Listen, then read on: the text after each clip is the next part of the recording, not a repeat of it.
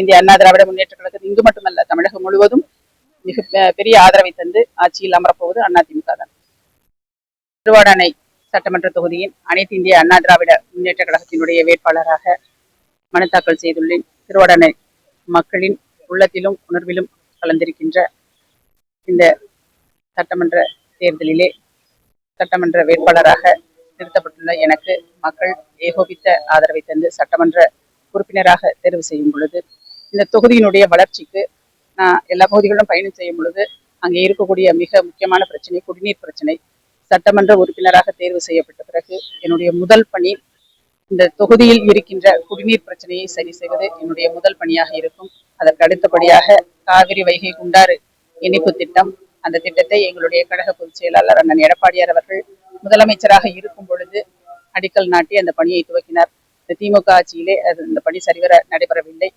அண்ணன் அவர்கள் எங்களுடைய கழக பொதுச் செயலாளர் அண்ணன் எடப்பாடியார் அவர்கள் முதலமைச்சராக பதவியேற்றதும் அந்த திட்டம் செயல்பாட்டுக்கு கொண்டு வரப்பட்டு விவசாயிகளுடைய துயர் துடைக்கப்படும்.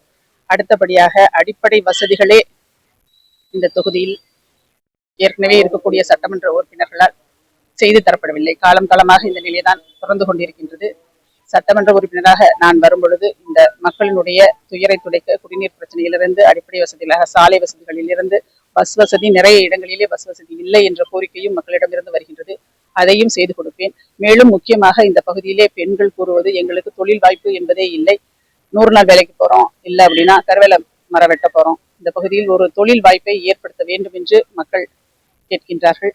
சட்டமன்ற உறுப்பினராக வரும் பொழுது அதற்கான குரல் சட்டமன்றத்திலே ஓங்கி ஒழிக்கும் என்னுடைய குரல் என்பதை கூறி மக்களுக்காக என்னால் இயன்ற அளவிற்கு வேண்டிய உதவிகளையும் அவர்களுடைய குறைகளை நிவர்த்தி செய்வதற்கு ஒரு சட்டமன்ற உறுப்பினராக பாடுபடுவேன் என்ற உறுதியை அளிக்கின்றேன். ஏற்கனவே இங்க ஒரு காங்கிரஸ் சட்டமன்ற உறுப்பினர் இருக்காரு.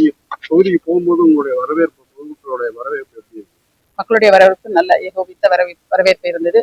மக்கள் எல்லாரும் அதுதான் நீங்க சொல்ற மாதிரி அதான் சொல்றாங்க.